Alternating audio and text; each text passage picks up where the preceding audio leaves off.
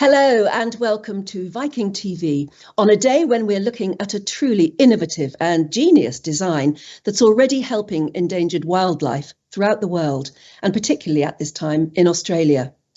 Let me introduce you to the whole subject of today's special interview with what sounds like a trivia question. What is the weight of two polar bears, can hover and fly over land, and restore precious habitats to koalas? It sounds like a ridiculously silly question, but there is, amazingly, a sound scientific answer. In fact, it's a very clever drone that is actively now with the World Wildlife Fund creating koala corridors or koala fountains in land devastated by the recent bushfires in eastern Australia, fires that killed so many koalas and other species. Koalas, of course, are already endangered. They're in peril, if you like. World Wildlife Fund Australia sent us this video, and this is something they see a lot. Koalas who are distressed, so thirsty and hungry. They've lost their habitat, so they spend more time on the ground now than ever before, and just end up drinking from puddles in the road. The koala, of course, is one of the world's most iconic animal species. If you like, it's right up there with the panda, or the dolphin, or the polar bear. But they're found nowhere else in the world but Australia. And look at that one, poor chap. Utterly distressed, very dishevelled. That's not how a koala should be, is it? It's actually quite sad, although maybe it will help get something done, that they have now been officially listed as endangered. And of course, those awful bushfires. It was the worst bushfire season ever, I think.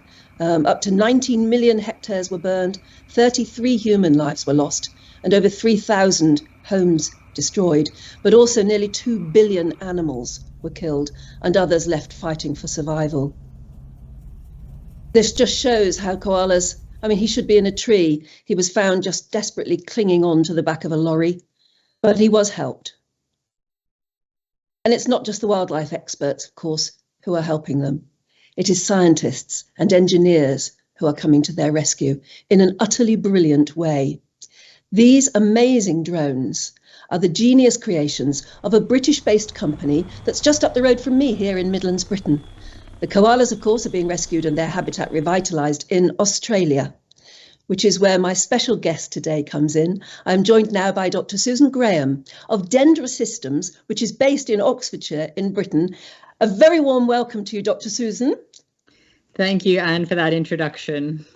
But you are in Australia at the moment, where you've been for quite some time because of the pandemic. I am. I'm calling in from Sydney, from Gadigal country in Australia, where I have come over since the pandemic. So tell us about Dendra Systems. What is it? What does it do? And why is it called Dendra? Well, Dendra Systems is an environmental technology company with a mission to enable global scale ecosystem restoration. Dendra itself means tree or trees. And so that's really at the heart of what we're doing. And Dendra combines ecology, operations and AI to provide that critical infrastructure, that environmental infrastructure that is needed to a range of industries, looking to scale up the restoration work that they're doing and to get better outcomes for the work that is being done today. All over the world, I presume, but we're looking at Australia at the moment where you are. How did you get involved with the Koala project? Well, koalas are some of the most beautiful and unique creatures that we have on this earth, as you said in your introduction. They're just one of many species that are being threatened, and really the koala is an ambassador to all of those other species that are also being threatened, both by humans and land clearing, but also by more natural threats in terms of intense bushfires. And so the projects that we embark on are designed to restore natural ecosystems that provide these critical homes to these beautiful animals. And in this case, in particular, the koala in Queensland in Australia. So what is a koala corridor or a koala fountain? Those are the phrases I keep hearing. Yeah, so a koala corridor is really a safe passage. Koalas at the moment, they live in wooded areas But these wooded areas don't all join up now because of these threats to the habitats. And so they, between their home in one tree, they are walking across a bare area, and that's where they're exposed to being picked off by wild dogs and really threatened. And so a koala corridor is that safe passage between two wooded areas where you can protect them so that they're not so exposed. Yeah, I mean, because deforestation is happening. I gather billions of hectares are being wrecked. I suppose for human living, isn't it? But not thinking of the problems it's causing the wildlife. That's right. So, I mean, globally, there's 2 billion hectares of degraded land, and when you look at that, and you look at the types of degradation that are happening, whether it's land clearing or forest fires, you really have to keep zooming out to understand the extent of that impact. And thankfully, not all land is destroyed when a bushfire comes through, but where it is particularly hot and the trees are particularly sensitive, they just can't survive. And so these are the areas where intervention is needed. These are the areas that need to be protected. And with more extreme weather events and with continued land clearing, these threats are unfortunately very common. And so the trends are heading in the wrong direction at the moment. Yeah, I mean, we're looking at footage here that WWF Australia sent me. And you said you need to zoom out to get the whole picture. My goodness, we're literally doing that. And if that's land that was previously, I was going to say owned, but occupied by, as you say, the most beautiful species, they've lost everything there. And some of it's fires, but some of it is very clear, deliberate human deforestation. That's right. And the bushfires in 2019, 2020 killed around 5,000 koalas. In the state where I'm calling in from today in New South Wales, it affected about 24% of their habitat. So the impacts are really substantial on these endangered populations. It was all over the news, all over the world at the time. But again, let's just remind ourselves of how devastating some of those bushfires were. Let's have a look at this.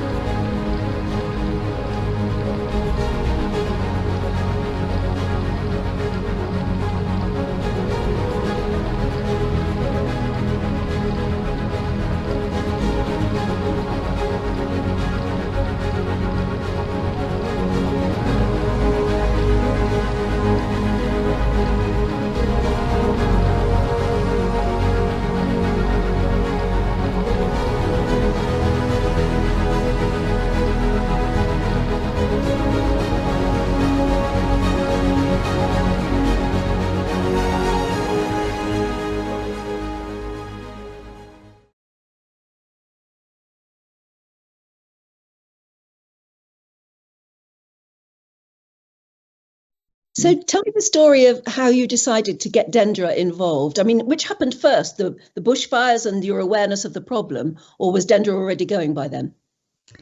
So in terms of what Dendra does, we are here to help restore or enable the restoration of ecosystems and habitats. And so we that's what we exist to do, is to empower people to restore these habitats. So the koala really is that ambassador to so many other animals, whether it's quolls or bettongs or whether it's reptiles or insects. It is the ambassador that speaks on behalf of so many other creatures.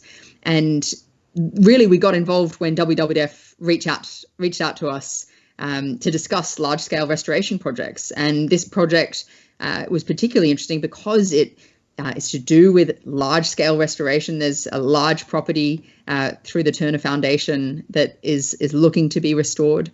It obviously has a critical mission and very aligned with what we look to do, which is to restore biodiverse ecosystems and that potential to work over the long term. We want long-term outcomes. We can't afford to do short-term interventions.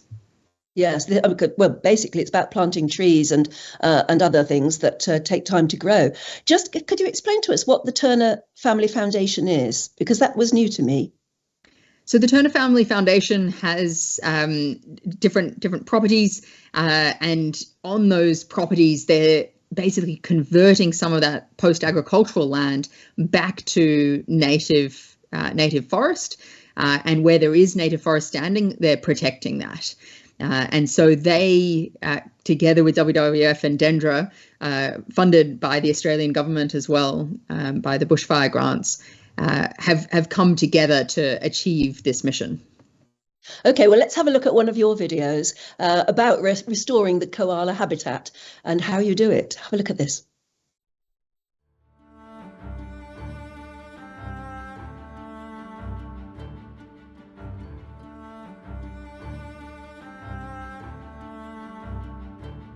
We're here today to create a koala corridor. We're using a new innovative drone seeding trial to build a corridor between two bushland areas, so koalas don't have to walk across this empty paddock to get from one patch of bush to another.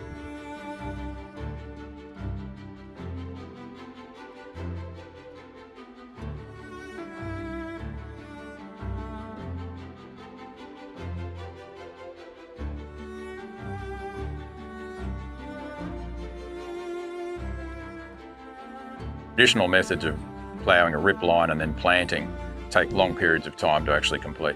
So we're using the drone as a contrast to traditional methods to see if this new innovative way of dispersing seed can actually deliver the habitat that we seek in the long run as well. We've got over 40 species of natives that we're dispersing today, including blue gum, which, believe it or not, the koalas love. It's like caviar to them. They love eating blue gum lip. So hopefully we'll get plenty of that growing after the project. It certainly looks like a lot of it here. There is indeed, there is indeed. Each drone can carry around 700 kilograms in a day, which I'm told is the weight of 2 polar bears. And these drones can fly in swarm, so that we can actually plant up to 1.5 tons of seed every day. Ultimately, the extra trees that will germinate today will provide food, shelter and habitat for koalas in the area. We want to be a source of koalas that can move throughout the region and then repopulate areas that were not only impacted by the bushfires, but where they once used to be. We've heard a lot of times, if you were only here 20 years ago, there used to be koalas. The more habitat we have, the more koalas we can breed, and the more koalas that can then move throughout the neighbourhood. I really hope that when I come back in 2 years' time, that the trees are going to be well above my head, and that we may even be able to see signs of koala activity as koalas start moving back into this landscape.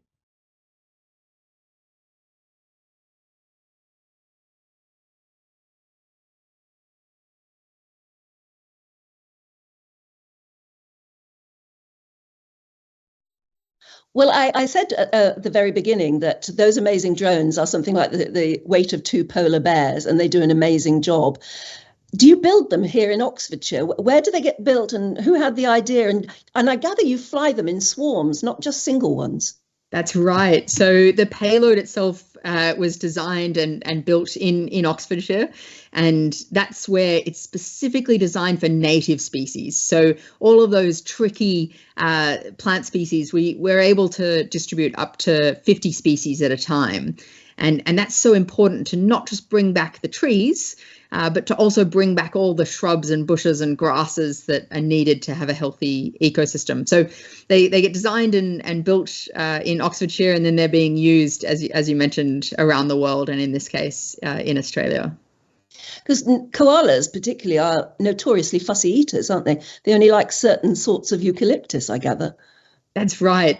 And so in the mix that we seeded, there were about 40 different species, but one of those species is nicknamed koala caviar, and it's a blue gum species, and it's one that they particularly like to eat. Obviously, all of the other species are critical to the habitat functioning as well, but it is funny that they do have particular taste buds. Yeah, but again, with your technology, you can actually plant more of what they like in order to hopefully get the species going again. That's right. Getting that mix right and really understanding the ecology and the target ecological community that you're looking at is really important when it comes to restoring habitats. also so that when you're monitoring it over time, you can understand whether you're hitting those milestones and whether you've recreated a successful ecosystem before it's a mature woodland. Why do it with drones? Is it because drones can get to places that ordinary seeding equipment can't? Yeah, so drones are particularly good in areas where ground-based systems are challenging. So the natural world is not well prepared. The natural world is rough and rugged. And so that's where drones really come in. They're able to speed up the restoration. They also reduce compaction. So you actually get better outcomes after you've prepared land so that the seed is falling on the best possible soil that it can to get those outcomes. So this is where drones really play an important role.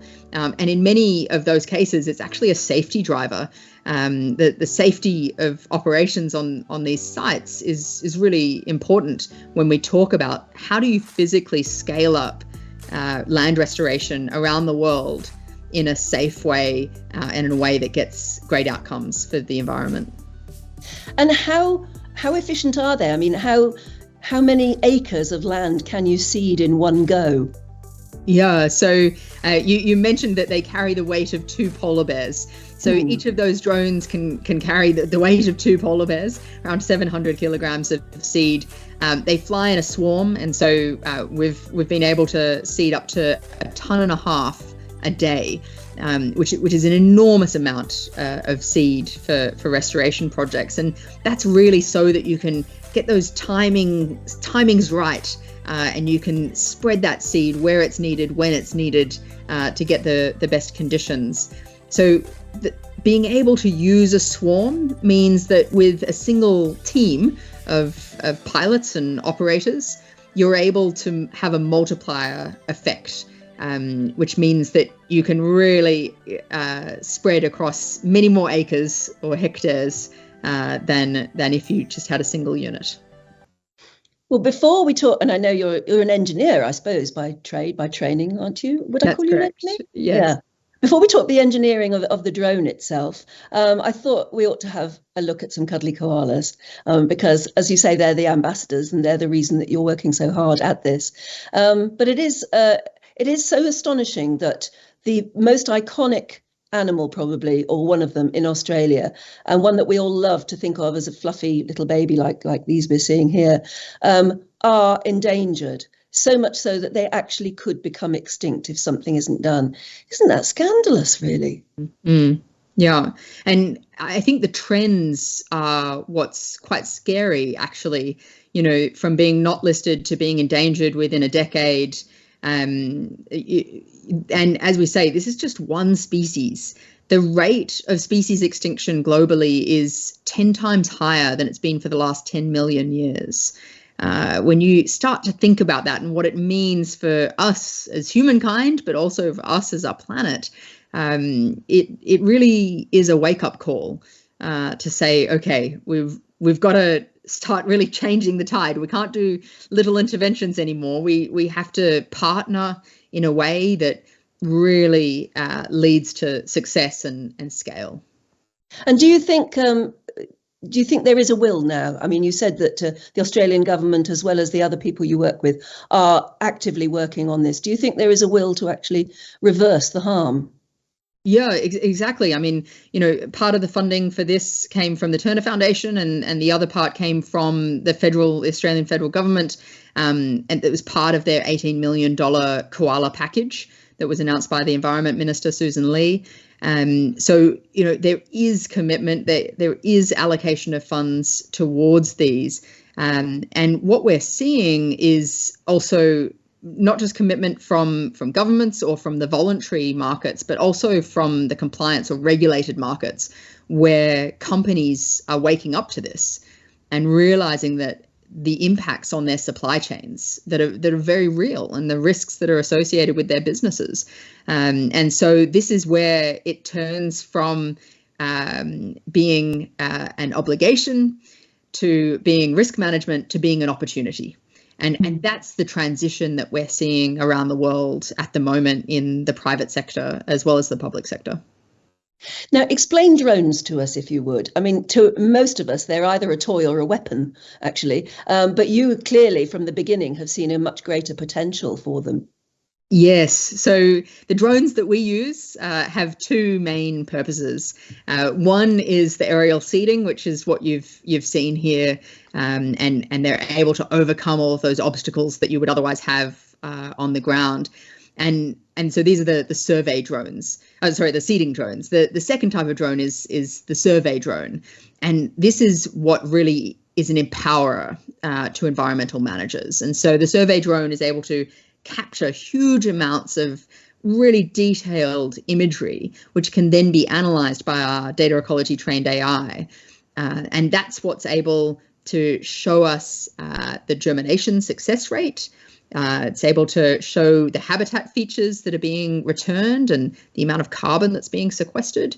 But it's also able to present all of the ecosystem risks and the threats. Because as soon as you start restoring an ecosystem, it's actually quite vulnerable. So these are invasive plant species, invasive animal species that are eating literally eating the work that you've done, and things like erosion, which post bushfire can be quite troublesome as well.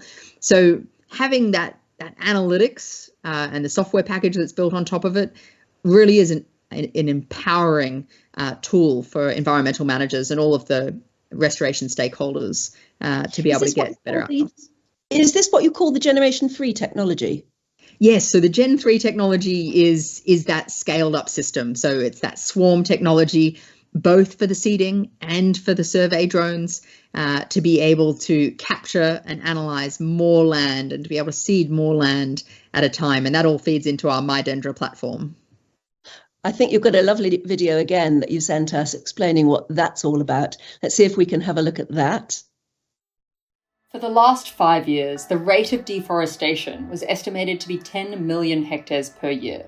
This has accumulated to over 2 billion hectares of degraded land, causing increases in carbon dioxide in our atmosphere and a loss of biodiversity. The rate of land degradation today is still higher than land restoration. And at Dendra, we took on that challenge to reverse that. And today, we've achieved a milestone.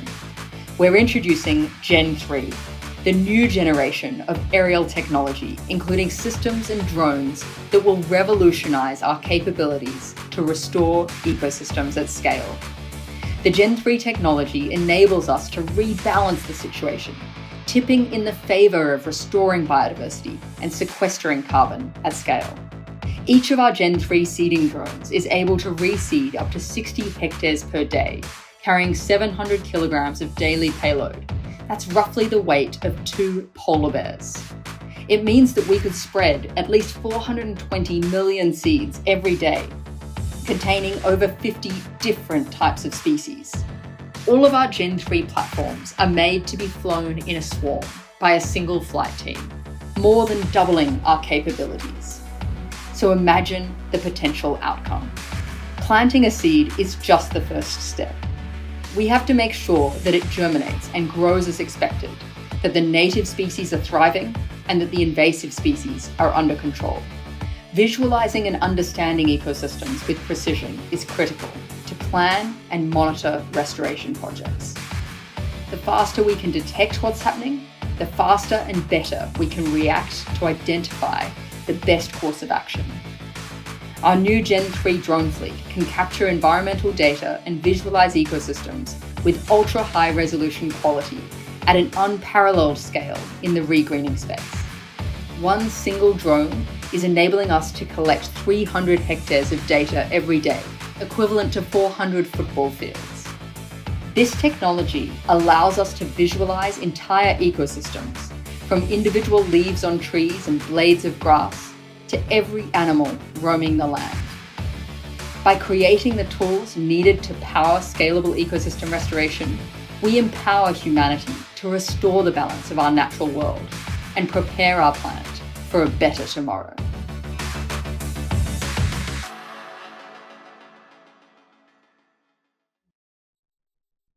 So we've been talking mostly about Australia and koalas in particular, but obviously this work could be used elsewhere in the world. Where will it be used, or are you doing it now? It's currently being used in the UK and Middle East, North Africa, as well as Australia. And so the habitats range from tropical rainforests to near deserts to your classical woodland to grasslands. I mean, the ecosystems couldn't be more different, but fundamentally, it's that tool in the toolbox of an environmental manager and their team that they can use to better understand the environment, make decisions, and then act on it. We're going to see more drones in the sky, but they won't be delivering Amazon parcels. They'll be actually doing something for the environment. And I know, of course, what you're doing naturally because of what you're interested in and what you hope to achieve is, I mean, you're campaigning, really, aren't you? Yeah, and part of what we're doing, we're obviously building a company and an ecosystem of people who are passionate about this, but it's also we're part of a movement, which is really to, I suppose, respond to the call where people were saying we need to do more, and that's where you need tools and solutions to address that. Because there's a lot of people out there who are looking to restore these ecosystems, but they don't have those tools. They are making decisions in a black box. They're having to use just the limited data that they have available to them by walking on foot, when you can capture it by drone and you can capture huge amounts of data and get down to the individual plant species. And combine that together so that you can inform your management decisions and then ultimately act on it and deliver the work. These are the tools that people deserve to have because people have been fighting for a long time on the front lines of ecosystem restoration, and they deserve the most powerful tools that are available today. But those powerful tools provide a positive message, really, don't they? A lot of environmental campaigners give a very negative, I know necessarily so, they have to paint the true picture, but it can be very, very depressing, actually. But what you're doing is providing a much more positive message, don't you find? That's right. And it is positive. Just because the trends have been traditionally going in the wrong direction doesn't mean that we don't have the power to turn the tide. We as humankind have changed the course of history many, many times together. We just put our minds to it and come up with the solutions and then implement it. So, I think there is a positive story here. Everyone we work with, every environmental manager, every consultant or contractor or what have you, they're optimists. They're restoring these habitats. It's their passion. It's their life. And they're seeing the change. I think that when you actually do the work, some of the work, that we do, we obviously go back to sites many, many times over many, many years. The trees that we planted are now providing shade for us when we're then planting the next set of trees and shrubs and grasses and everything that goes in it. So you can be hopeful when you see these types of outcomes. You don't just see them, you feel them. You're protected by them. You get to benefit from them. I think that we are seeing a turning of the tide. We just have to really see it through now. Yeah, I mean, it's a very basic thing, but it's incredibly reassuring and life affirming, isn't it? That if you plant a seed and you nurture it in the right way, it will grow. That's right. That's right. And when you look at ecosystem restoration, it's challenging. There's no doubt about it. There's lots of threats. There's lots of things that are causing it to challenge. But if you plant enough seeds or you get the right species and you manage it and nurture it, something from so small grows into this enormous tree. And when we look at that, we have to remind ourselves that there's not a tree-sized hole underneath the tree. It captured most of that carbon from the air. The functions that it's providing in terms of our ecosystem benefits are enormous and powerful. Just from a little seed and a little bit of rain. So how much of you is an engineer and how much a biologist or just a nature lover? Oh, I'm probably a mix. I think I was born an entrepreneur, trained as an engineer and scientist, and one of my first businesses was managing cattle. Would you believe it? And I think that sort of got me most interested in the land and sustainability. And then, I can't walk down the street and not think about the trees now. They're a part of our team, if so to speak. So I'm a blend of all of the above. But thank God for that. I mean, that's what we need, isn't it?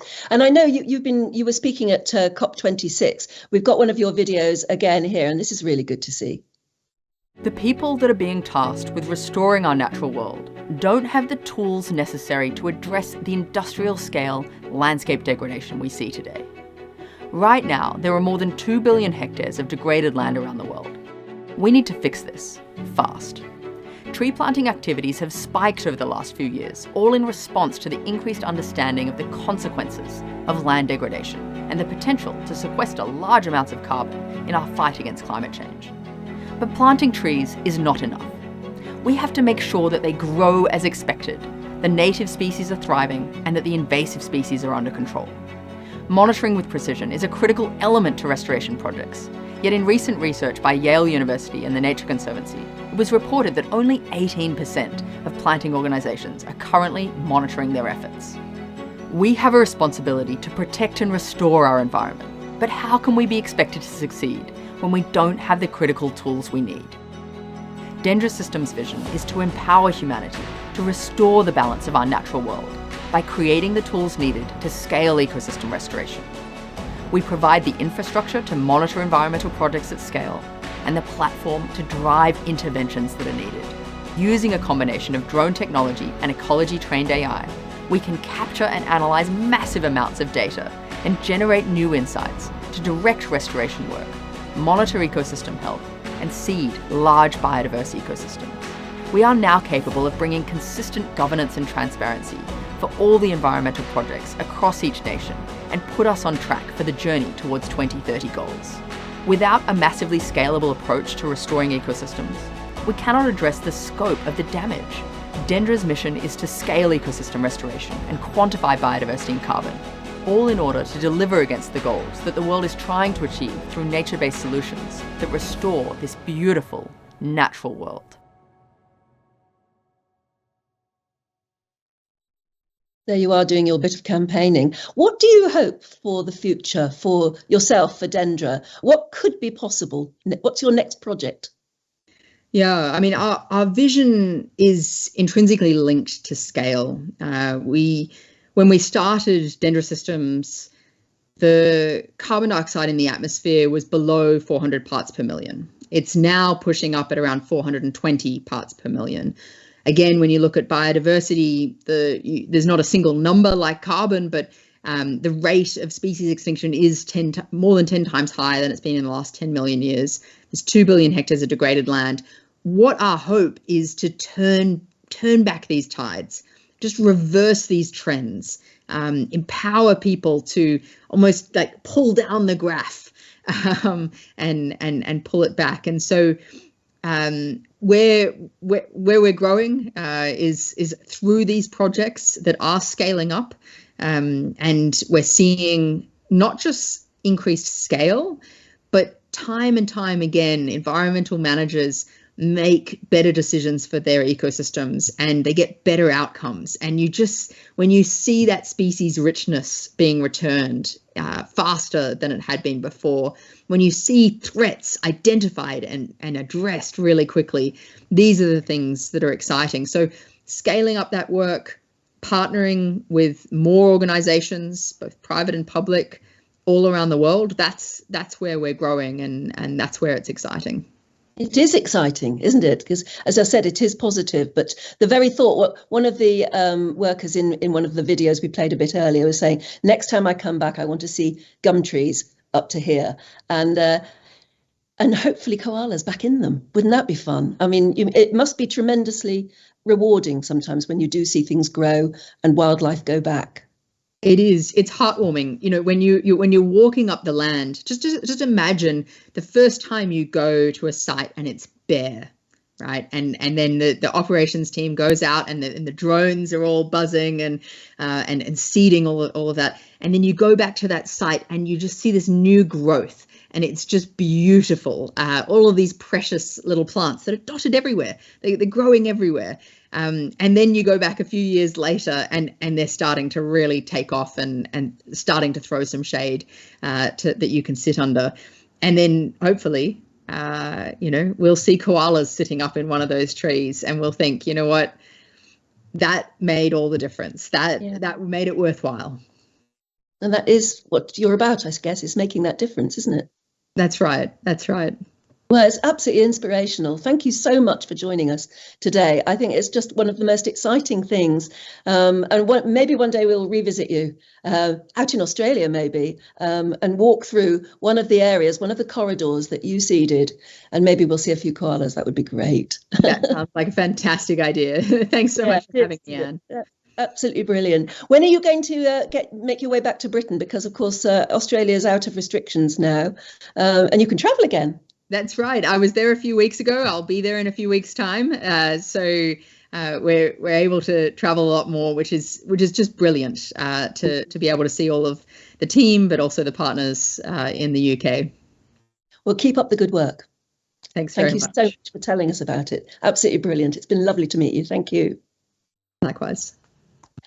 Well, next week, I'm going to be meeting an amazing photographer called Charles Brooks, who turns the world almost upside down, if you like, by photographing inside pianos, inside violins. That is the inside of a rose gold flute.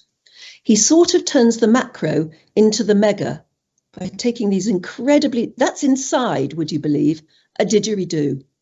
He turns the macro into the mega. He makes it look, I don't know, like a concert hall or an enormous tunnel or something like that. An amazing photographer. Guess what that is? That's inside a piano. Looks like a concert hall or something weird. But anyway, he'll be telling us why he does it and what he does and how he does it. That's next week. But until then, do stay safe and well. Goodbye.